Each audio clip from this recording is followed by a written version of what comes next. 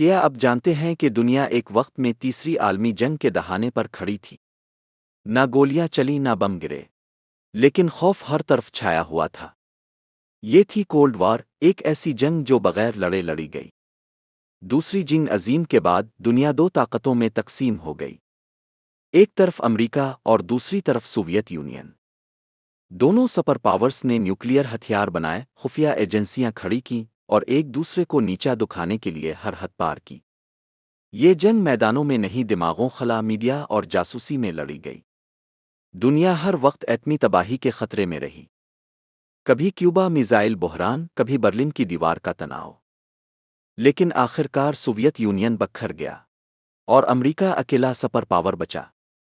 Cold war ختم ہو گئی، مگر اس کا اثر آج بھی دنیا پر واضح ہے۔